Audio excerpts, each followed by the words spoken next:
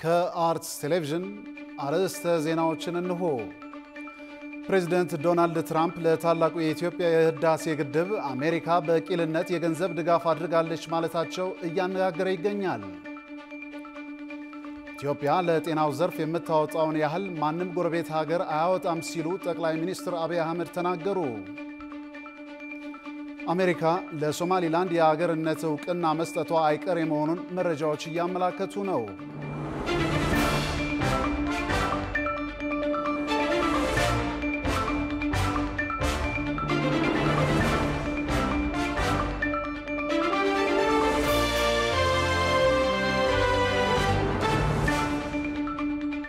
የክብር ሰላምታችን በያላችሁበት ይድረስ። ይህ ከአርትስ ቴሌቪዥን የሚተላለፍላችሁ የዜና ወጃችን ነው። በዓለማችንና በሀገራችን በርካታ ጉዳዮች ተከስተዋል። እኛም ከዓለም ዙሪያና ከሀገር ውስጥ የመራረጥንላችሁ መረጃዎች ይዘን ቀርበናል። ከዜናዎቹ ጋር አምላክ ኃይለ ዓለማየሁ አብሬያችሁ ቆይታ አድርጋለሁ። አብሮነታችሁ አይለየን። ፕሬዝዳንት ዶናልድ ትራምፕ ለታላቁ የኢትዮጵያ የህዳሴ ግድብ አሜሪካ በቂልነት የገንዘብ ድጋፍ አድርጋለች ማለታቸው እያነጋገረ ይገኛል።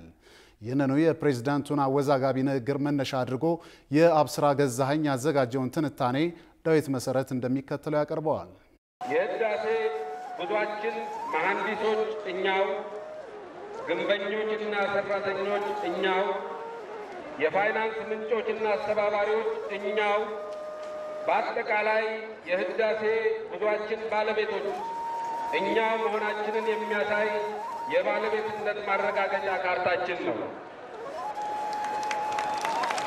መለስ ዜናዊ አስረስ ይህንን ዝነኛ የትውልድ ማንቂያ ንግግር ባደረጉ በ500 ቀናት ውስጥ አርፈዋል። መለስ ታላቁን የኢትዮጵያ ህዳሴ ግድብ የምትታደሰዋ አገራቸው የባለቤትነት ማረጋገጫ ካርታ አድርገው ከገለጹት ከ14 ዓመት በኋላ ደግሞ አሜሪካ ዶናልድ ጄ ትራምፕ የተባሉ መሪ አበጅታ የግድቡ ባለቤትነት ላይ ጥያቄ ሲያስነሱ ተሰምተዋል። ትራምፕ በዚህ ሰሞን ቃል በቃል ግድቡን እኛ ነን የሰራ ነው ብለዋል። ፕሬዝዳንት ዶናልድ ትራምፕ በኢትዮጵያውያን ገንዘብ የተገነባ ነው ተብሎ የብሔራዊ ኩራት ምልክት ተደርጎ የሚገለጸውን የህዳሴ ግድብ በአሜሪካ በሞኝነት የገንዘብ ድጋፍ የተደረገለት ግዙፍ የኢትዮጵያ ግድብ ሲሉ ገልጸውታል። ፕሬዝዳንቱ ትሩዝ ሶሻል በተሰኘው ማህበራዊ ትስስር ገጻቸው ላይ ባስነበቡት ጽሁፍ አሜሪካ በሞኝነት የረዳቸው የኢትዮጵያ ግድብ ወደ አባይ ወንዝ የሚፈሰውን ውሃ በእጅጉ ይቀንሳል ሲሉም ሌላ እሳት ጭረዋል። የህዳሴ ግድቡ የሐሳብ መሐንዲስና አርቃቂ መለስ ዜናዊ አስረስ ግን ገና የግንባታው መሰረት በጣሉበት መጋቢት 24 ቀን 2003 ዓ.ም በብዙ የልማት አጋሮች ሊደገፍ ያልተፈለገ እንደነበር መግለጻቸው ይታወሳል። ያም ሆኖ ኢትዮጵያ ወደ ስልጣኔ አውራነት የመጓዣ መንገዷ ይህ ግድብ መሆኑን አምነው ለትውልዱ መስጠታቸውን ተናግረው አልፈዋል። የህዳሴ ግድብ ለኛ ግዙፍ የኃይል ማመንጫ ግድብ ብቻ አይደለም፣ ብዙህነታችንን በአግባቡ የሚያስተናግድ የፖለቲካ ስርዓት ገንብተን ትክክለኛ የልማት አቅጣጫ ቀይሰን ከነበርንበት የድህነት አረንቋ ተላቀን ቀደምት ኢትዮጵያውያን ወደ ነበሩበት የዓለም ስልጣኔ ጠርዝ ላይ ለመድረስ በረጅሙ የህዳሴ ጉዞ ለመራመድ መነሳታችንን የሚያሳይ የቁርጠኝነታችን ሐውልት ነው። ታላቁ የኢትዮጵያ ህዳሴ ግድብ መጋቢት 24 ቀን 2003 ዓ.ም በቤንሻንጉል ጉሙዝ ክልል ጉባ ወረዳ ሲታለም ገንዘቡን ኢትዮጵያውያን ከግል ኪሳቸው መንግስታቸው ከካዝናው እያወጣ እንዲሰራው ተወስኖ ነበር። ለዚህም ሲባል እንደ የህዳሴ ግድብ ህዝባዊ ድጋፍ ማስተባበሪያ ጽህፈት ቤት ያሉ ተቋማት ተመስርተዋል። ጠቅላይ ሚኒስትር አብይ አህመድ ወደ ስልጣን እስከሚመጡ ባሉት 7 ዓመታት ቦንድ ግዙ፣ ገንዘብ ለግሱ የሚሉ ውትወታዎች ብዙ ነበሩ። አብይ ግን ያው ሁሉ ሆኖም ግድቡ መሰረት በተጣለለት በ7 ዓመቱ ዳዴ ማለት አልወጣም ሲሉ ተናግረው ነበር። ከዚያ በላይ የህዝቡን ድጋፍ ያሳነሱበት አጋጣሚ አሁንም ያነጋግራል። አንደኛ ህዳሴን ከጀመርን ጀምሮ ከዲያስፖራ፣ ከባለ ሀብት፣ ከመምህር፣ ከሰራተኛ፣ ከምናምን ከሁሉ ከአርሶ አደር የሰበሰብነው ማክሲመም 12 ቢሊዮን ብር ነው የሚሆነው። እዛ ያፈሰስነው ግን አሁን 100 ቢሊዮን ገደማ ደርሷል። ኢሚንት ናት ማለት ነው 10%። እንደው ህዳሴን ጀምራችሁ ጨርሳችሁ እናንተ እኛንም ብላችሁ እያሰባችሁ እንዳይሆን ብዬ ነው። እናንተ በአጠቃላይ ኦሽን ውስጥ ጠባርጋችኋል። ይህኛው የአብይ ንግግር ሰሞነኛውን የትራምፕ ግድቡን ሰራ ነው የተሰኘ ጽሑፍ ተከትሎ ማህበራዊ ትስስር ገጾች ላይ እየተዘዋወረ ይገኛል። ትራምፕ በታላቁ የኢትዮጵያ ህዳሴ ግድብ ዙሪያ የሚሰጡት አስተያየት ሁልጊዜም እንዳወዛገበ ነው። በመጀመሪያው የስልጣን ዘመናቸው ግብጽ ከፈለገች ግድቡን ልታፈነዳው ትችላለች ማለታቸው ከኢትዮጵያ አየር ኃይል ሳይቀር ምላሽ የተሰጠው ነበር። And they'll end up blowing up the dam. And I said it, and I say it loud and clear. They'll blow up that dam. ትራምፕ ከዚህ ዛቻቸው በተቃራኒ በቅርቡ ትሩዝ ሶሻል በሚሉት ገጻቸው ላይ ሲጽፉ ግብጽንና ኢትዮጵያን አስታርቂያቸዋለሁ ብለዋል። ቦብ ሜንዴዝ የተባሉት የትራምፕ አገር የህዝብ ተወካይ ባሳለፍነው የግሪጎር ዓመት በህዳሴ ግድቡ ሰበብ ጉቦ ሲቀበሉ ተይዘዋል ተብለው መቀጣታቸው ይታወሳል። የኢትዮጵያና የአሜሪካ ይፋዊ የዲፕሎማሲ ግንኙነት 100 ዓመት አልፎታል። ንጉሴ አየለ ተካ ታላቁ ጥቁር ኢትዮ አሜሪካ ዘዳግማዊ ሚኒሊክ የተሰኘ የሁለቱን አገራት ክፍለ ዘመን የተሻገረ ግንኙነት ያጠኑበት መጽሐፍ አላቸው። እዚህ ላይ ዳግማዊ አጼ ሚኒሊክና የዚያኔው የአሜሪካ ፕሬዝዳንት ቴዎዶር ሮዝቬልት በፍቅርና መከባበር የተሞሉ መልእክቶችን ሲለዋወጡ ያስነብባሉ። ቴዎዶር ሮዝቬልት በአንድ መልእክታቸው ላይ ትንሽም ሆነ ለትልቅ አገር ያለን አመለካከት እኩል አክብሮት የተሞላውና በእውነተኛ ወዳጅነት ላይ የተመሰረተ ሊሆን ይገባል ስለማለታቸው ተጽፏል። ዳግማዊ አጼ ሚኒሊክም በአንድ መልእክታቸው አሜሪካ ብቻ ናት በአፍሪካ መሬት የሌላትና መያዝም የማትፈልግ የአሜሪካ ፍላጎቷ የመነገድ ፍቃድ ብቻ ነው ሲሉ አወድሰዋል። ይህኛው የቀድሞ የአሜሪካ ፕሬዝዳንትና የኢትዮጵያው ንጉሰ ነገስት መልእክት ለፕሬዝዳንት ትራምፕ ጥሩ መማሪያ የሚሆን ይመስላል። ትራምፕ ያሉትን ቢሉም ግን የጉባው ታላቁ የህዳሴ ግድብ ባለፉት 13 ዓመታት የኢትዮጵያ ሁነኛ ጉዳይ ሆኖ ቀጥሏል። የአሰብና ሌሎች የኢትዮጵያ ወደቦች ነገር የሚመጡት 10 ዓመታት አጀንዳ ናቸው እየተባለ ነው። ብዙ ጸሐፍት እንደሚሉት የ20ኛው ክፍለ ዘመን ማገባደጃ የኢትዮጵያ ልጆች ከባድ ስህተት ሀገራቸውን የባህር በር አልባ ማድረጋቸው ነበር። 21ኛው ክፍለ ዘመን የተጀመረው በህዳሴ ጽንሰ ሐሳብ ነው። ታላቁ የኢትዮጵያ ህዳሴ ግድብ በዚህ ብስራት አካል ሆኖ ይገለጻል። ከአምደ ጽዮን እስከ ዳዊት ከላሊበላ እስከ ቀዳማዊ ኃይለ ሥላሴ ታልሞ ታቅዶ ያልተሳካው የአባይ ነገር መጋቢት 24 ቀን 2003 ዓ.ም በመለስ ዜናዊ አንደበት እውን ሲሆን አገሪቱ አዲስ የእሳቤ ሞገድ ውስጥ ገብታለች። ያ ግድብ የመዘዘው ሰይፍ ኢትዮጵያን እስካሁን ያፋጃታል ብለው የሚናገሩ ልሂቃን አሉ።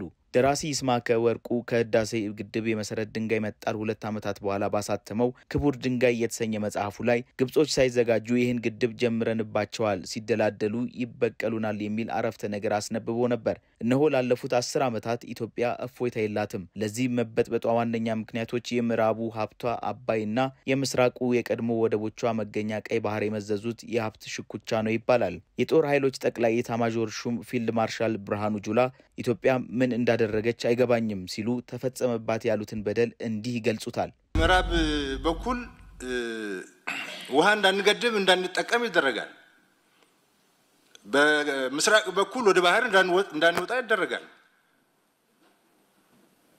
አስተባባሪ አለው። ለመተባበር ደግሞ በጣም ዝግጁ ሆነው አሉ።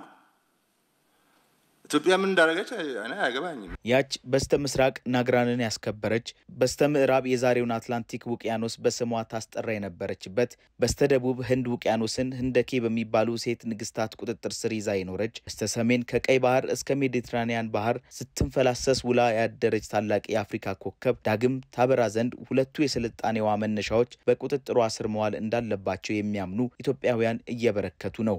የነ ዶናልድ ትራምፕ የሰራሁላችሁ እኛ ነን የሚል ሐሰተኛ መረጃ ያደናቃፊነት ሂደት አንድ አካል ሆኖ እየታየ ይገኛል። ኢትዮጵያ ለጤናው ዘርፍ የምታወጣውን ያህል ማንም ጎረቤት ሀገር አያወጣም ሲሉ ጠቅላይ ሚኒስትር አብይ አህመድ ተናገሩ። ጠቅላይ ሚኒስትሩ ከመላው ሀገሪቱ ከተውጣጡ የጤና ባለሙያዎች ጋር ውይይት ባደረጉበት ወቅት ለሕክምናው ዘርፍ 130 ቢሊዮን ብር እየተበጀተ እንደሆነም ተናግረዋል። አዳም መሐመድ ተጨማሪ አለው።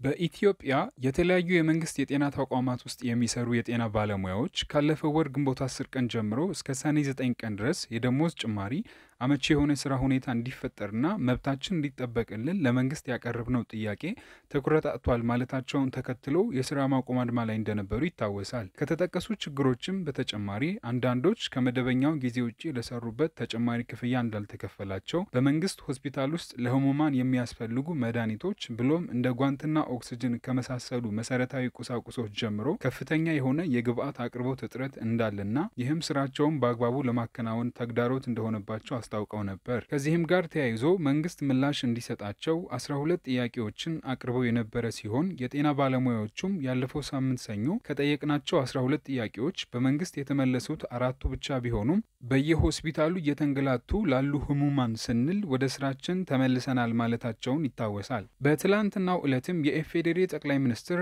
አብይ አህመድ ከመላው ሀገሪቱ ከተውጣጡ የጤና ባለሙያዎች ጋር ውይይት አድርገዋል። በውይይቱም ላይ የተሳተፉት የጤና ባለሙያዎቹ የተለያዩ ጥያቄዎችን ለጠቅላይ ሚኒስትሩ ያቀረቡ ሲሆን ከጥያቄዎቹ መካከል ለጤናው ዘርፍ የሚመደበው የበጀት ጥያቄ ይገኝበታል። ለጤናው ዘርፍ የሚመደበው በጀት ከጊዜ ወደ ጊዜ የተሻሻለ ቢመጣም አሁን አገሪቱ ላይ ካለው የዋጋ ንረት አንጻር መድኃኒቶችንና የሕክምና መሳሪያዎችን ለመግዛት ከገበያው ጋር እንደማይጣጣምና በቂ አለመሆኑን የጤና ባለሙያዎቹ አስረድተዋል። ጠቅላይ ሚኒስትሩም ከጥቂት ዓመታት በፊት በቀጥታ ለጤናው ዘርፍ የሚመደበው 70 ቢሊዮን ብር እንደነበረ አስታውሰው አሁን ላይ ግን በዩኒቨርሲቲና በህንፃ ግንባታ የሚወጣውን ወጪ ሳይጨምር 130 ቢሊዮን ብር ለጤናው ዘርፍ እንደሚፈስ ተናግረዋል። ከፋይናንስ አንጻር ከጥቂት ዓመታት በፊት በቀጥታ ለጤና ሚኒስቴር ተብሎ የሚፈሰው ሀብት 70 ቢሊዮን ብር ገደማ ነበር። አሁን ወደ 130 ቢሊዮን ብር ገደማ ይፈሳል። ይሄ በዩኒቨርሲቲ በህንፃ ግንባታ የሚሄደውን አያካትትም። ከጎረቤት አገራት ጋር ሲነጻጸርም ማንም ኢትዮጵያ ለጤናው ዘርፍ የምታወጣውን ያህል እንደማያወጣ ጠቅላይ ሚኒስትሩ ተናግረዋል። የትኛውም ጎረቤት ሀገር ለሕክምና ኢትዮጵያ የምታወጣውን አያወጣም ማንም። ባለፈው ዓመት 9 ቢሊዮን ብር ድጎማ ያደረግነው ለመድኃኒት ነው። ማዳበሪያ ደጎምን አርሶ አደሩ ማምረት ስላለብን፣ ነዳጅ ደጎምን ሁላችንንም፣ ዘን መድኃኒት ደጎምን። ለምን እንዳላችሁት ችግር ስላለ። ባለፈው ዓመትም መንግስት 9 ቢሊዮን ብር ለመድኃኒት መግዣ ድጎማ ማድረጉን ገልጸዋል። ባለፈው ዓመት 9 ቢሊዮን ብር ድጎማ ያደረግነው ለመድኃኒት ነው። ማዳበሪያ ደጎምን አርሶ አደሩ ማምረት ስላለብን፣ ነዳጅ ደጎምን ሁላችንንም፣ ዘን መድኃኒት ደጎምን። ለምን እንዳላችሁት ችግር ስላለ። በዚህ ዓመት ቅድም እንዳነሳችሁት አንዳንድ ሼኮች ስላሉ በጀታችንን ስናይ የሕክምና ሴክተር በደጋፊዎች እጅ መሰብሰብ ምክንያት እንዳይስተጓጎል በሚል ትንሽ ጠርቀም ያለ ነገር ለማድረግ ሞከርን ባለው አቅም ማለት ነው። ለጤናው ዘርፍ የሚመደበው በጀት ቢያድግም ከሚያስፈልገው አንጻር ገና መሆኑን የተናገሩት ጠቅላይ ሚኒስትር አብይ መንግስታቸው የጤናውን ዘርፍ ውጤታማ ለማድረግ ትኩረት ሰጥቶ እየሰራ እንደሚገኝ አብራርተዋል። አሜሪካ ለሶማሊላንድ የሀገርነት እውቅና መስጠቷ አይቀሬ መሆኑን መረጃዎች እያመላከቱ ነው። ለዚህም የአሜሪካ ኮንግረስ አባል የሆኑት ስኮት ፔሪ የሶማሊላንድ ሪፐብሊክ ነጻነት ሕግ የሚል ረቂቅ ካቀረቡ በኋላ ከሰሞኑ ኢትዮጵያን የጎበኙት የአሜሪካ ማሪን ኮርፕስ ጀነራልና የአፍሪኮም አዛዥ ጀነራል ማይክል ላንግሌይ ከሶማሊላንድ ፕሬዝዳንት ጋር መገናኘታቸው ማሳያ ተደርጓል። ይህንኑ በማስመልከት ቀጠናውን የሚዳስስ ዝርዝር ዘገባ ጽዮን ለይኩን አሰናድታለች። የሶማሊላንድን የ3 አስርት ዓመታት የሀገርነት እውቅና ተስፋ ለማለምለም ዳርዳር ስትል የቆየችው አሜሪካ የኮንግረሷ አባል ስኮት ፔሪ ለሶማሊላንድ እውቅና እንዲሰጥ የተዘጋጀ ረቂቅ ለምክር ቤቷ ካቀረቡ በኋላ የአፍሪኮም አዛዧን ራሷን ነጻ ግዛት አድርጋ ከምትቆጥረው ሶማሊላንድ ጋር አገናኝታለች። በሶማሊያ የአሜሪካ አምባሳደር በሆኑት አምባሳደር ሪቻርድ ራይሌ የተመራውና የአሜሪካ ማሪን ኮርፕስ ጀነራልና የአፍሪኮም አዛዥ ጀነራል ማይክል ላንግሌይ የተገኙበት የሶማሊላንድ ጉብኝት በዋና ከተማዋ ሀርጌሳ ብቻም ሳይሆን አሜሪካ የአፍሪካ ቀንድና የቀይ ባህር አካባቢ ቀጣይ ተስፋዋን ወደ ጣለችበት የበርበራ ወደብ አካባቢም ተደርጓል። የኮንግረሱ አባል ስኮት ፔሪ ሶማሊላንድ ነጻና ሉዓላዊት ሀገር ሆና እንድትመሰረት ባቀረቡት ረቂቅ ላይ ራሷን የተረጋጋችና ዴሞክራሲያዊ አድርጋ ከምታስተዳድረው አዲሷ ሶማሊላንድ ጋር አሜሪካ የምትመሰርተው ቁርኝት የዓለም ስትራቴጂካዊ ስፍራ በሆነው የአፍሪካ ቀንድ ላይ የአሜሪካን ጠንካራ ተፎካካሪነት የሚያረጋግጥ ነው ሲሉ ገልጸውት ነበር። የውጭ ጠላቶች በአፍሪካና በዓለም ዙሪያ ፉክክር ላይ ናቸው ያሉት ስኮት ፔሪ በማንኛውም ጊዜና በተቻለ መጠን የኛን እሴት ከሚጋሩና ለደህንነታችን ከሚያበረክቱ ታማኝ አጋሮች ጋር ያለንን ግንኙነት ማጠናከር ሀገራዊ ጥቅማችንን የሚያስጠብቅ ነው ሲሉም ነበር የሶማሊላንድን ለአሜሪካ አስፈላጊነት የገለጹት። ባሳለፍነው ሳምንት ሶማሊላንድን የጎበኘው የአሜሪካ ልዑክም የሶማሊያ ተገንጣዩ ሶማሊላንድና አሜሪካ ያላቸውን ትብብር ከፍ ወዳለ ደረጃ ለማሸጋገር መወያየት መወያየታቸውን አስታውቋል። ሶማሊላንድ ከአሜሪካ የአገርነት እውቅና ብታገኝ እንዲሁም ነጻ ግዛት ብትሆን የአፍሪካ ቀንድን የፖለቲካ ሁኔታ የሚቀያይሩ ነገሮች ሊፈጠሩ እንደሚችሉ ተንታኞች ያስረዳሉ። አሜሪካ በእቅዷ ላይ እንደሰፈረው ሁሉ በተፎካካሪ ብዛት ከጨዋታው ውጭ የሆነችበት ባለችበት የአፍሪካ ቀንድ ሜዳ በአዲስ የጦር መንደር ዳግም የበላይነትን ለመቀዳጀት ልታደርግ የምትችለው ትግል የሚጠበቅ ነው። ከዚያ ባለፈ ግን የሶማሊላንድ እውቅና ማግኘት በአፍሪካ ቀንድ ሀገራት አሁናዊ ሁኔታ ላይ የተለያዩ ለውጦችን ሊያስከትል እንደሚችል የሚገመት ነው። በሶማሊያ በኩል ከ30 ዓመታት በኋላም ግዛቴ ናት የምትላት የሶማሊላንድ እውቅና ማግኘት ድንጋጤ ሊፈጥርባት የሚችል ነው። ሶማሊያ አሜሪካን ብሎም አሜሪካ እውቅና ስትሰጥ ሊከተሉ የሚችሉ ፈርጣማዎቹን አገራት ተጋፍጣ ማስጣል ባትችል እንኳን በአፍሪካ ህብረትና በአረብ ሊግ በኩል የአፍሪካ በተለይም የምስራቅ አፍሪካ ሀገራትን የአሜሪካን ፈለግ እንዳይከተሉ ጫና ለመፍጠር ልትንቀሳቀስ እንደምትችል መላምቶች ይሰጣሉ። በተለይም ሶማሊያ የሶማሌላንድን የአገርነት እውቅና የአፍሪካ ቀንድ አጀንዳ ካደረገውና ከኢትዮጵያ ጋር ከተፈረመው የመግባቢያ ስምምነት ጋር ተሳስሮ ኢትዮጵያ ላይ አይኗን ልታሳርፍ እንደምትችል ይገመታል። የኢትዮጵያና የሶማሌላንድ ግንኙነት ከቅርብ ጊዜያት ወዲህ እንደ አዲስ ተጠናክሮ እየቀጠለ መሆኑን የሚያመላክቱ የዲፕሎማሲ እንቅስቃሴዎች እየታዩ ነው። ከዚያም ባሻገር ከሰሞኑ ሶማሌላንድን የጎበኙት የአፍሪኮሞ አዛዥ ማይክል ላንግሌ ሶማሌላንድን ከጎበኙ በኋላ በቀጥታ ወደ ኢትዮጵያ መምጣታቸው አነጋጋሪ ሆኖ ነበር። ጀነራሉ ከጠቅላይ ሚኒስትር አብይ አህመድ ጋር ተገናኝተው የጋራ ፍላጎት አካል በሆኑ የሁለትዮሽና ቀጠናዊ ጉዳዮች ላይ ባሳለፍነው አርብ ሰኔ 13 ቀን 2017 ዓ.ም ውይይት ማድረጋቸውን የጠቅላይ ሚኒስትር ጽህፈት ቤት አስታውቆ ነበር። የኢትዮጵያና የሶማሌላንድ ስምምነት ያለበት ደረጃና ይሰረዝ ይኑር በይፋ የተባለለት ምንም ነገር ባይኖርም ኢትዮጵያ በዙሪያዋ ካሉ የቀይ ባህር አዋሳኝ ሀገራት መካከል በአንዱ የባህር በር የማግኘት ሀሳቧን እንደምታሳካ ትገልጻለች። የሶማሌላንድ የሀገርነት እውቅና በአሜሪካ በኩል ቢፈጸም የአፍሪካ ቀንድ ሀገራት በተለይም የባህር በር ፍላጎት ያላት ኢትዮጵያ ቀጣይ ዲፕሎማሲያዊ አካሄድ ምን እንደሚሆንም የሚጠበቅ ነው። ትምህርት ቤቶች ላይ በተደረገው የዋጋ ጭማሪ መስማማት ላይ ካልተደረሰ ውሳኔ እንደሚሰጥ የአዲስ አበባ ትምህርት ቢሮ አስታወቀ። ቢሮ ትምህርት ቤቶች ባቀረቡት የዋጋ ጭማሪ ፕሮፖዛል ላይ ከወላጆች ጋር መግባባት ላይ መድረስ ካልተቻለ በጉዳዩ ላይ ውሳኔ እንደሚሰጥ አስታውቋል።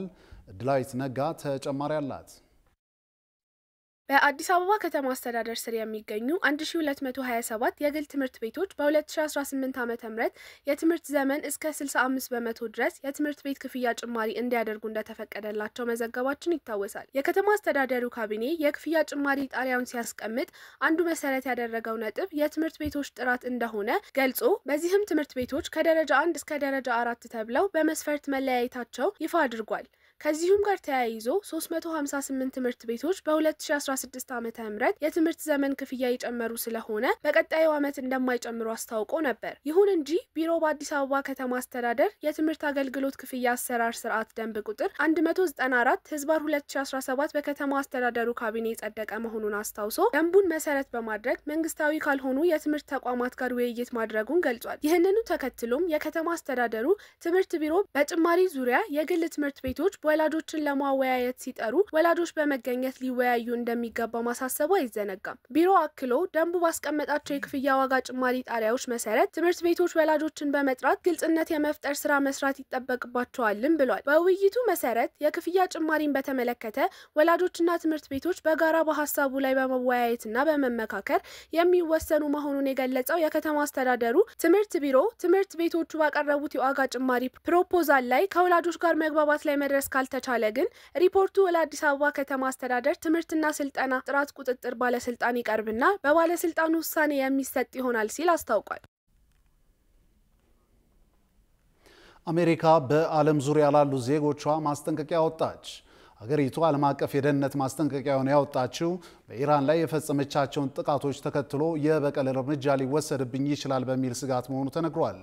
የውጭ ትንታኔና ዓለም አቀፍ ጉዳዮች ዘጋቢያችን ቃል ኪዳን የጥና ጉዳዩን በዝርዝር ተመልክቶታል።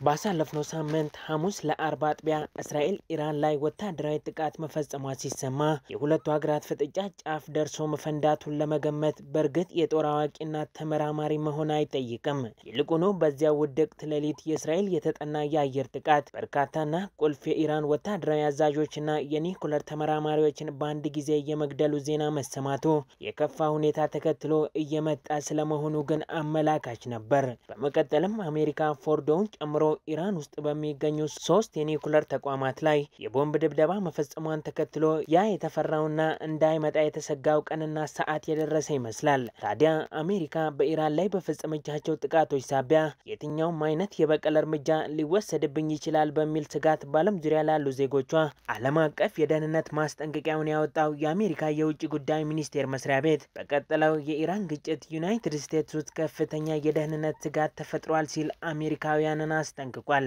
የሽብር ጥቃቶችን ጨምሮ የአሜሪካን ብሔራዊ ጥቅሞች የሚጻረሩ የሳይበር ጥቃቶች እንደዚሁም ነውጥ የተቀላቀለባቸው የተቃውሞ ሰልፎች ሊደረጉ ይችላሉ ሲል ያስጠነቀቀው ሚኒስቴር መስሪያ ቤቱ በዓለም ዙሪያ ያሉ አሜሪካውያን ዜጎች ከመቼውም ጊዜ በላይ ጥንቃቄ እንዲያደርጉ ምክሩን ለግሷል። በሌላ በኩል አሜሪካ የሆርሙዝ ሰርጥ እንዳይዘጋ ቻይና ኢራንን እንድታግባባላት መጠየቋ ተሰምቷል። አሜሪካ በኢራን የኒኩለር መሰረተ ልማቶች ላይ ከባድ ያለችውን ጥቃት ከፈጸመች በኋላ ኢራን ወሳኙን መተላለፊያ እዘጋለሁ ማለቷ የሚታወስ ሲሆን አሁን ግን አሜሪካ መተላለፊያው እንዳይዘጋ ቻይና ኢራንን እንድታግባባላት መጠየቋ ነው የተሰማው። የኢራን ፓርላማ በጉዳዩ ላይ ስብሰባ ተቀምጦ ወሳኙ የባህር መተላለፊያ እንዲዘጋ የሚጠይቀውን ውሳኔ ያጸደቀ ሲሆን ውሳኔው ተግባራዊ ይሆን ዘንድ የሚጠበቀው የኢራኑ መንፈሳዊ መሪ አያቶላ አሊ ሆሚኒ ይሁንታ ብቻ ነው። ይህንን ተከትሎም የኢራኑ ሀያል ሰው ይሁንታውን ከመስጠታቸው በፊት ቻይና አማላጅ እንድትሆናት አሜሪካ ተማጽኖዋን ማቅረቧ በስፋት እየተነገረ ይገኛል። ከጥቃቱ አስቀድሞ አሜሪካ ግጭቱን የምትቀላቀል ከሆነ በቀጠናው የሚገኙ የአሜሪካ ወታደራዊ ሰፈሮችና ጥቅሞች ሁሉ ኢላማ ሊሆኑ እንደሚችሉ በተደጋጋሚ ስታስጠነቅቅ የቆየችው ኢራን ለደረሰባት ጥቃት የዓለማችን 1/4 የነዳጅ ዘይት ማጓጓዣ መስመር የሆነው የሆርሙዝ ሰርጥን መዝጋትን ጨምሮ በእጇ የሚገኙ ማንኛውንም የሚያጸፋ አማራጮች ሁሉ ልትጠቀም እንደምትችል ማስጠንቀቋ አይዘነጋም። ክቡራትና ክቡራን ከአርትስ ዜናዎች ጋር አብራችሁ ስላላችሁ አርትስ ቴሌቪዥን ያመሰግናችኋል። ማንኛውም አይነት የዜናም ሆነ ሌሎች ጥቆማዎችና አስተያየቶች ቢኖሯችሁ በአጭር የጽሑፍ መልእክት መቀበያ ቁጥራችን 6121 ላይ ብታደርሱን ተቀብለን ወደ እናንተ እናደርሳለን። አሁን የዕለቱን ዋነኛ ጉዳይ እናስታውሳችሁና እንመለሳለን። ፕሬዚደንት ዶናልድ ትራምፕ ለታላቁ የኢትዮጵያ የህዳሴ ግድብ አሜሪካ በቂልነት የገንዘብ ድጋፍ አድርጋለች ማለታቸው እያነጋገረ ይገኛል። ከቆይታ በኋላ የተመራረጡ ልዩ ልዩ ስፖርታዊ መረጃዎችን ወደ እናንተ እናደርሳለን። ይጠብቁን። የነዳጅ ዋጋ ይጨምራል በሚል ሐሳብ ተነሳስተው ነዳጅ በደበቁ ማደያዎች ላይ እርምጃ መውሰድ ተጀመረ። መንግስት ከግንቦት ወር ጀምሮ ከነዳጅ ድጎማ የወጣ ሲሆን የነዳጅ ዋጋም በዓለም የነዳጅ ገበያ ብቻ እንደሚወሰን ተገልጿል። ቃል ኪዳን ቴዎድሮስ ተጨማሪ አላት። ከመጪው ሐምሌ ወር ጀምሮ የነዳጅ ግብይት በዓለም አቀፉ ዋጋ መሰረት ይሆናል ተብሎ እንደሚጠበቅና ላለፉት ወራት ቀስ በቀስ የነዳጅ ድጎማን እያነሳ ያለው መንግስት ሙሉ በሙሉ ድጎማውን ከማቆም ባሻገር ተጨማሪ የእሴት ታክስ ሊያስከፍል ማቀዱ ሰሞኑን በተለያዩ መገናኛ ብዙሃን መዘገቡ ይታወሳል። ይህንንም አያይዘው የንግድና ቀጠናዊ ትስስር ሚኒስቴር ዶክተር ካሳሁን ጎፌ በሰጡት መግለጫ በማህበራዊ ሚዲያ የተሰራጩት መረጃዎች የተሳሳቱ መሆናቸውን በመግለጽ ተጨማሪ የድጎማም ሆነ የታክስ ክፍያ እንደማይኖር አሳውቀዋል። የገንዘብ ሚኒስትሩ የ2017-18 በጀትን ሲያቀርቡ ለፓርላማ ያቀረቡት ሪፖርት ላይ አንዳንድ ሚዲያዎች መጥቀስ ስላልፈለኩ ነው ይዘው ይወጡት አለ 3 ቢሊዮን ከነዳጅ ላይ ከሚጣል ታክስ ይሰበሰባል የሚል ነው። ታክሱ ኦልሬዲ ኢምፕሌስድ ነው፣ እየተገበረ ነው ያለው። መንግስት በሀገር ውስጥ ያለውን የነዳጅ ዋጋ ከ2014 ዓ.ም ጀምሮ ያደርግ የነበረውን የጥቅል ድጎማ በሂደት በመቀነስ እስከ ሰኔ 2016 ዓ.ም መጨረሻ ከድጎማ ስርዓት በመውጣት በዓለም ገበያ ልክ እንዲሆን አድርጎ እንደነበር፣ ሆኖም ግን መንግስት ተግባራዊ ያደረገውን የማክሮ ኢኮኖሚ ማሻሻያን ተከትሎ የውጭ ምንዛሬ መጠን በማደጉ የሀገር ውስጥ የነዳጅ ዋጋ ጭማሪ ማሳየቱን ሚኒስቴሩ ተናግረዋል። ይህን ተከትሎ ቤንዚንና የአውሮፕላን ነዳጅ ከግንቦት 1 ቀን 2017 ዓ.ም ጀምሮ ነጭ ናፍጣና ሌሎች የነዳጅ ውጤቶችን ከግንቦት 27 ቀን 2017 ጀምሮ የጥቅል ድጎማውን በማስቀረት በዓለም የነዳጅ ዋጋ መሰረት እንዲሆን መደረጉን አሳውቀዋል። ወርሃ ሐምሌ ላይ ያደረግነው ማክሮ ኢኮኖሚክ ማሻሻያ የምንዛሪን በእጥፍ የጨመረ በመሆኑ መልሰው ወደ ጥቅል ድጎማ ስርዓት የገባንበትና ወደ ገበያ ማረጋጊያ ፈንድ የገባንበት እሱን ለማስተካከል በተሰሩ ስራዎች በአሁኑ ጊዜ ሙሉ አመት ስንሰራ ቆይተን ግንቦት 1 ጀምሮ የአውሮፕላን ነዳጅና ቤንዚን ከዓለም ዋጋ ጋር የተጣጣመበትና ምንም ብር ያልደጎምንበት ሁኔታ ነው ያለው። ሁለተኛው ሌሎች ምርቶች ከባድና ጥቁር ቀላል ናፍጣ ብሎም ነጭ ናፍጣን በተመለከተ ከግንቦት 27 ጀምሮ የ4 ብር ከምናምን ጭማሪ አድርገን ሙሉ ለሙሉ ጥቅል ድጎማ ያወጣንበትና ከዓለም ዋጋ ጋር ያጣጣምንበት ሁኔታ ነው ያለው ማለት ነው። ይህ በእንዲህ እንዳለ ከጎረቤት ሀገራት ጋር ያለው የነዳጅ ምርቶች ዋጋ ልዩነት ሰፊ በመሆኑ ለኮንትሮባንድና ህገወጥ ግብይት እንዲጋለጥ ከማድረጉ በተጨማሪ በመንግስት ላይ ከፍተኛ ጫና በመፍጠሩ በሂደት ከድጎማ ለማውጣት ባለፉት 11 ወራት ሰፋፊ ስራዎች መከናወኑን ሚኒስትሩ አስረድተዋል። ዶክተር ካሳሁን በሰጡት መግለጫ በአዲስ አበባ ከ5 ሚሊዮን ሊትር በላይ ነዳጅ ቢኖርም በተደረገው ክትትልና ማጣራት በቂ ነዳጅ እያላቸው አገልግሎት ያቆሙ 2 ማደያዎች ከግብይት እንዲወጡና ስራ አስኪያጆቹ በቁጥጥር ስር እንዲውሉ መደረጉን ጠቁመዋል። ሁሉ ማደያዎች ላይ 5 ቡድን ልከን በዛሬው ጊዜ እያጣሩ ነው ያሉት። እስካሁን ባለው ሁኔታ በአምቢስ ያለው ኖክና መርካቶ ያለው አበሻ ማደያዎች ሙሉ ለሙሉ ታሽገው ስራ አስኪያጆቻቸው ታስረው የቁጥጥር የተደረገ ነው ያለው። ነዳጅ ከድጎማ መውጣቱንና በዓለም የነዳጅ ዋጋ መሰረት እንደሚሆን የገለጹት ሚኒስትሩ ከአሁን በኋላ በነዳጅ ላይ በየወሩ የሚደረግ የዋጋ ጭማሪ እንደማይኖርም ተናግረዋል። ከ1.2 ቢሊዮን ብር በላይ ያለ አግባብ ክፍያ የፈጸሙ ተቋማት ለህግ ቀረቡ። ወንጀሎቹ በአበል መልክ ከአበል መመሪያ ውጪ የተከፈሉ፣ ለህንፃ ግንባታ ያለ አግባብ ወጪ የተደረጉና ሊሰበሰቡ ሲገባቸው ያልተሰበሰቡ መሆናቸውን የዋና ኦዲተር መስሪያ ቤት አስታውቋል። ብዙነህ እንዳለ ዝርዝር አለው። በተደጋጋሚ ከሚቀርቡ ቅሬታዎች ውስጥ የመንግስትን በጀት ያላግባብ የሚያባክኑ ተቋማት መኖራቸውና በጀቱን ለግል ጥቅም አውለዋል ተብለው የሚከሰሱ ናቸው። የዋና ኦዲተር መስሪያ ቤትም በህግ ከተሰጡት ስልጣኖች መካከል የህጋዊነት ኦዲት፣ የክዋኔ ኦዲት፣ የፋይናንስ ኦዲት፣ የአይቲ ኦዲት እና የልዩ ኦዲት ማድረግ እንደሆነ ይታወቃል። እንደ አስፈላጊነቱም ሌሎች ተጨማሪ ኦዲቶችንም በተቋማት ላይ ያደርጋል። በፋይናንስ ኦዲት ግኝቶች መሰረትም ልዩ ኦዲት በማድረግ ለሚፈጠሩ ምዝበራዎች ተጠያቂዎችን ለህግ እንዲቀርቡ የማድረግ ስልጣን እንዳለው ይታወቃል። ተቋሙ በተለያየ ጊዜ የሚቀርብለትን ጥቆማ በመያዝ ምርመራ የሚያካሂድ ሲሆን ለ3 ዓመታት ከ1.2 ቢሊዮን ብር በላይ ያለ ህግ አግባብ ክፍያ የፈጸሙ ተቋማት ላይ የልዩ ኦዲት ምርመራ በማድረግ ለህግ ማቅረቡን አስታውቋል። የዋና ኦዲተር መስሪያ ቤት ምክትል ዋና ኦዲተር አቶ አበራ ታደሰ እንዳስታወቁት ከ1.2 ቢሊዮን ብር በላይ አሰራርና መመሪያን ያልተከተሉ ክፍያዎችን በፈጸሙ ተቋማት ላይ ልዩ ኦዲት በማድረግና ተጠያቂነትን ሊያስከትሉ የሚችሉ ፋይሎችን በማደራጀት ለፌዴራል ፖሊስ ወንጀል ምርመራ አስተላልፏል ብለዋል። በፋይናንስ ኦዲት ግኝት መሰረት ልዩ ኦዲት በማድረግ ለሚፈጠሩ ምዝበራዎች ተጠያቂዎችን ለህግ እንዲቀርቡ የማድረግ ስልጣን ያለው ተቋሙ ይህንን ታሳቢ በማድረግ በ13 ተቋማት ላይ የ2015 እና 2016 ዓ.ም የልዩ ኦዲት ስራ መስራቱንም አስታውቋል። ከ13ቱ ተቋማት 3ቱ የአሰራር ክፍተት ተገኝቶባቸው ልዩ ኦዲት እንደተደረገባቸው፣ 10ሩ ተቋማት ደግሞ 437 ሚሊዮን 817612 ብር ከግዢ መመሪያና ከህግ አሰራር ውጪ ከፍለው እንደተገኙ አመልክተዋል። 2016-2017 ዓ.ም 8 መስሪያ ቤቶች 770 ሚሊዮን 527849 ብር ከህግ ውጪ በመክፈላቸው ልዩ ኦዲት ተደርጎባቸው ለህግ መቅረባቸውንም ጠቁመዋል። ወንጀሎቹ በአበል መልክ ከአበል መመሪያ ውጪ የተከፈሉ፣ ለህንፃ ግንባታ ያላግባብ ወጪ የተደረጉ፣ ከመመሪያ ውጪ ግዢ የተፈጸሙና በገቢ ሊሰበሰቡ ሲገባቸው ያልተሰበሰቡ መሆናቸውን አስታውቀዋል። ልዩ ኦዲት ከተደረገባቸው ተቋማት ውስጥ 2ቱ የፖለቲካ ፓርቲዎች መሆናቸውንም ገልጸው የትኞቹ ፓርቲዎችና ተቋማት መሆናቸውን ግን በግልጽ አልተናገሩም። በተቋሙ ከ100 በላይ የልዩ ኦዲት ጥቆማዎች ቢኖሩም ባለው የሰው ኃይል እጥረት ሁሉንም ለማዳረስ አልተቻለም ያሉት ኃላፊው አሁን ላይ የልዩ ኦዲት ስራ ከ4 ባልበለጡ ቡድኖች እየተከናወነ መሆኑን አመልክተዋል። ስራዎቹ በሰፊው ለመከወንና ቡድኑን ለማጠናከር መዋቅሮችን የማሻሻል ስራም እየተሰራ እንደሆነም ገልጸው ቡድኑ ከፍ ሲል ከዚህ በላይ የኦዲት ግኝት እንደሚኖር ኃላፊው ጠቁመዋል። ቢሊዮነሩ የቴሌግራም መስራች ፓቬል ዱሮቭ ከ100 በላይ ለሚሆኑ ልጆቹ ለእያንዳንዳቸው ከ130 ሚሊዮን ዶላር በላይ ሊያወርሳቸው መሆኑ ተሰማ። እነዚህ 100 ልጆች የተወለዱት ቢሊዮነሩ የቴሌግራም መስራች ፓቬል ዱሮቭ ከ15 ዓመት በፊት ለአንድ ክሊኒክ በለገሰው የዘር ፍሬ አማካኝነት መሆኑ ተነግሯል። ሚደቅሳ መንግስቱ ዝርዝሩን አዘጋጅቶታል። Telegram is one of the fastest growing and biggest social messaging apps. ለመልእክት መላላኪያ እንደ አንድ መተግበሪያ የሚያገለግለው በተለይም በኢትዮጵያ ሰፊ ተደራሽነት ያለው ቴሌግራም መስራች የሆነው ፓቭል ዱሮቭ በቴክኖሎጂ ስራው ብቻ ሳይሆን ወጣ ባለ የህይወት መሪው ይታወቃል። በዓለም የሀብት ደረጃ ሰንጠረዥ 118ኛ ደረጃ ላይ የሚገኘው ቢሊዮነሩ የሀብቱን መጠን ወደ 14 ቢሊዮን ዶላር እንደሚጠጋ መረጃዎች ያሳያሉ። የፓቭል ዱሮቭ ዋነኛ የገቢ ምንጭ ቴሌግራም ሲሆን በ2024 በዚህ ብቻ ከ1 ቢሊዮን ዶላር በላይ ገቢ ማስገባቱ ተገልጿል። በብዛት የመነጋገሪያ ርዕስ ከመሆን የማይቦዝነው ቢሊዮነሩ ከሰሞኑም ልክ እንደወትሮ ሁሉ ብዙዎችን እያነጋገረ ይገኛል።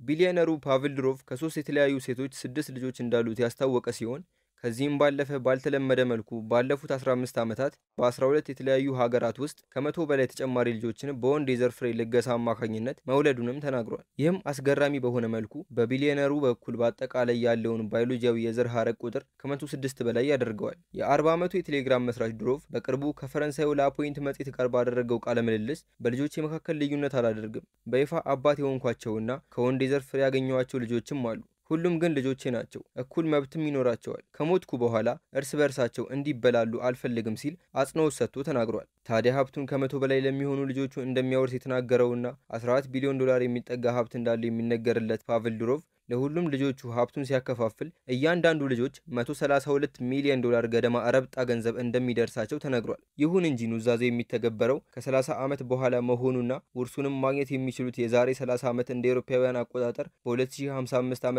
ሰኔ ወር ላይ ነው መባሉን ተከትሎ ጉዳዩ ብዙዎች በግርምት እጃቸውን በአፋቸው እንዲጭኑ አድርጓቸዋል። የ40 ዓመቱ ቢሊዮነርም አሁን ኑዛዜውን ማስፈር ያስፈለገበት ምክንያት ከስራው ጋር በተያያዘ ያለውን አደጋ በመገንዘብ እንደሆነና ብዙ ጠላቶችን ማፍራቱን ተከትሎ እንደሆነ አስረድቷል። የመናገር ነጻነትን ዋና መርሆ አድርጎ የተነሳው ሩሲያዊ ፓቭል ዱሮቭ ከመንግስት ነጻ የሆነውን የመልእክት መላላኪያ መተግበሪያ ቴሌግራምን በ2013 ዓ.ም የመሰረተ ሲሆን ቴሌግራምን ባቋቋመ በአንድ ዓመት ጊዜ ውስጥ የተለያዩ ተቃውሞዎችን በማስተናገዱ ምክንያት አገሩን ለቆ ወጥቶ ዓላማው አድርጎ እንደሰራበትና ቴሌግራምን እዚህ ማድረስ እንደቻለ መረጃዎች ያመለክታሉ።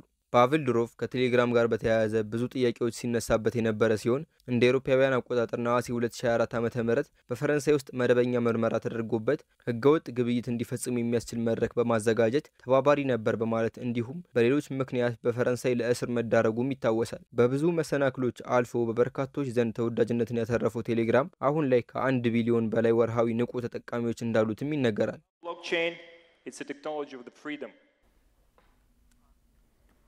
ኮተቤ የትምህርት ዩኒቨርሲቲ በተለያዩ የትምህርት መስኮች ያሰለጠናቸውን 1989 ተማሪዎች አስመረቀ። በመርሃ ግብሩ ላይ የዩኒቨርሲቲው ፕሬዝዳንት ዶክተር ብርሃነ መስቀል ባስተላለፉት መልእክት ኮተቤ የትምህርት ዩኒቨርሲቲ ከ2014 ዓ.ም ጀምሮ መንግስት በትምህርት ስርዓቱ ላይ ያስቀመጠውን መመሪያ ተግባራዊ በማድረግ ሲሰራ መቆየቱን ተናግረዋል። ዩኒቨርሲቲው በዘንድሮ ዓመት በመጀመሪያ በሁለተኛ ዲግሪና በፒኤችዲ ያስተማራቸውን ተማሪዎች ማስመረቁን ገልጿል። ዩኒቨርሲቲው በአጠቃላይ 1989 ተማሪዎችን ማስመረቁንና በመጀመሪያ ዲግሪ 333፣ በሁለተኛ ዲግሪ 706፣ በዲፕሎማ 181 እንዲሁም በፒኤችዲ 763 የሚሆኑ ተማሪዎች መመረቃቸውን አስታውቋል። በዚህም ከፍተኛ ውጤት ያስመዘገቡ ተማሪዎች የሽልማት መርሃ ግብር ተካሂዷል።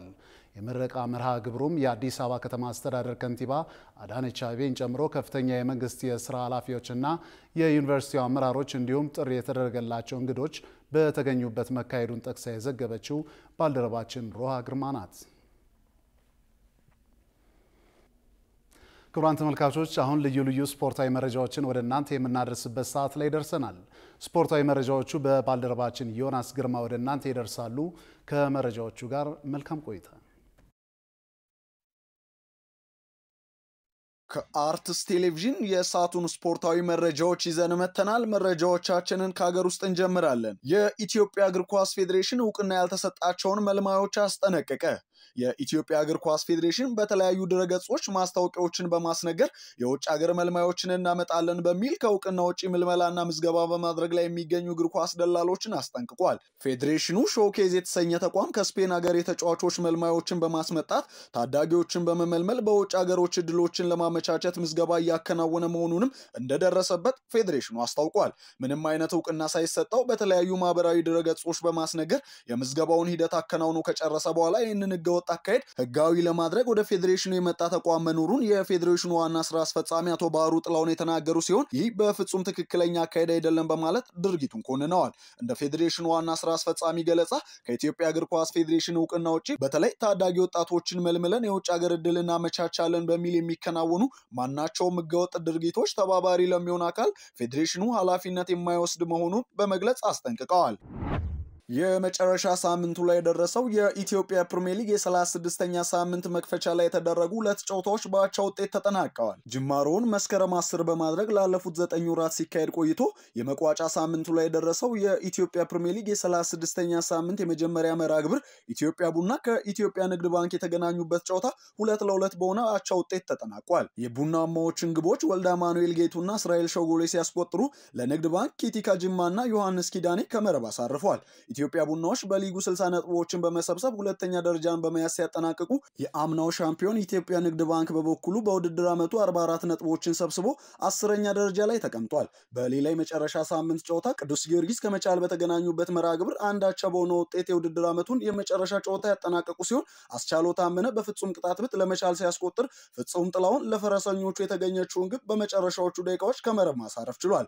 የ36ኛ ሳምንት የመጨረሻ መርሃ ግብር ነገም ቀጥለው ሲካሄዱ ከሊጉ ላለመውረድ የሚጫወቱት አዳማ ከተማዎችና ፋሲል ከነማዎች የሚያደርጉት ጨዋታ የሚጠበቅ ሲሆን አዳማ ከተማ ከሐዋሳ እንዲሁም ሲዳማ ቡና ከፋሲል ከነማ የሚገናኙ ይሆናል። ጨዋታዎቹ በተያያዘላቸው መርሃ ግብር መሰረት በአዳማ ሳይንስና ቴክኖሎጂ ስቴዲየም የሚከናወኑ ይሆናል።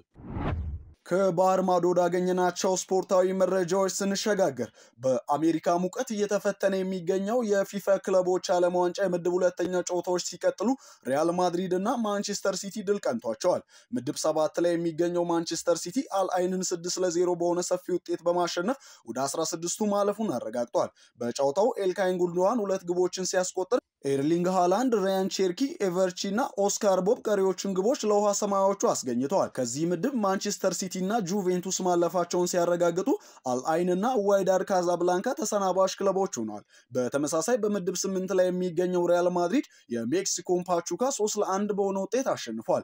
ምሽት 4 ሰዓት ላይ በተደረገው ጨዋታ ገና በ7ኛው ደቂቃ ራውል አሴንሲዮን በቀይ ካርድ ያጣው ማድሪድ የምድቡን ሁለተኛ ጨዋታ በ10 ተጫዋች አሸንፎ መውጣት ችሏል።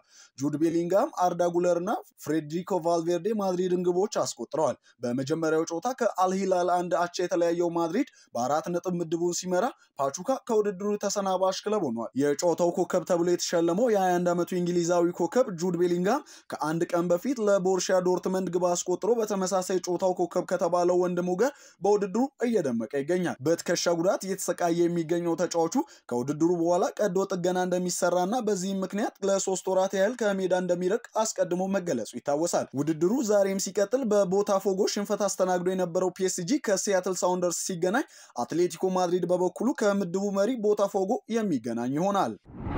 ሪያል ኦቪዶ ወደ ስፔን ላሊጋ ከ24 ዓመታት በኋላ አደገ። የስፔኑ ክለብ ሪያል ኦቪዶች በጥሎ ማለፍ የፍጻሜ ጨዋታ ሚራንዲዝን በድምር ውጤት 3-2 በማሸነፍ ከ24 ዓመት በኋላ ወደ ላሊጋ ማረፋቸውን አረጋግጠዋል።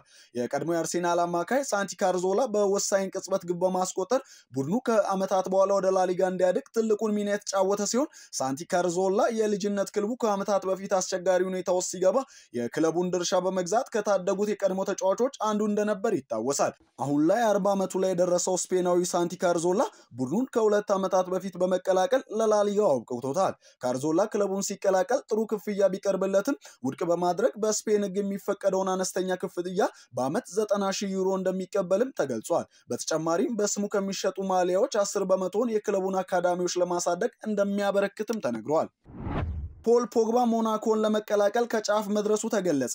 ፈረንሳዊው የ32 ዓመቱ አማካይ ፖል ፖግባ ሞናኮን ለመቀላቀል መስማማቱ ይፋ ተደርጓል። የዓለም ዋንጫ አሸናፊው ፖግባ ከማንቸስተር ዩናይትድ ወደ ጁቬንቱስ ካቀና በኋላ የተከለከለ ንጥረ ነገር ተጠቅሞ መገኘቱን ተከትሎ ለ4 ዓመታት በማንኛውም ዓለም አቀፋዊ ውድድሮች ላይ እንዳይሳተፍ ቅጣት ተላልፎበት የቆየ ሲሆን ሆኖም ግን በፈረንጆቹ 2023 የተላለፈበት የ4 ዓመት ቅጣት በዓለም አቀፉ የስፖርት ግልግል ፍርድ ቤት አማካኝነት ወደ 18 ወራት ዝቅ እንዲል ተወስኖ ቅጣቱን ከጨረሰ በኋላ ከተለያዩ ክለቦች ጋር ስሙ እየተያዘ የቆየ ቢሆንም ከሀገሩ ክለብ ሞናኮ ጋር መስማማቱ ተገልጿል። ተጫዋቹ ከፈረንሳዩ ቡድን ሞናኮ ጋር የ2 ዓመት ኮንትራት ለመፈራረም ስምምነት ላይ መድረሱ የተነገረ ሲሆን በሚቀጥሉት ቀናት ውስጥ ተጫዋቹ ሞናኮ በመገኘት ፍርማውን እንደሚያኖር ይጠበቃል። ውድ ተመልካቾቻችን የአርትስ ቴሌቪዥን የሰዓቱ ዜናዎች የተከታተላችሁትን ይመስሉ ነበር። ስለሰጣችሁን ጊዜ ከልብ እያመሰገንን ከዜናዎቹ ጋር አምላክ ኃይለ ዓለማየሁ ቆይታ አድርግ ያለው ከቀሪ የጣቢያችን ዝግጅቶች ጋር መልካም ጊዜን ተመኘ።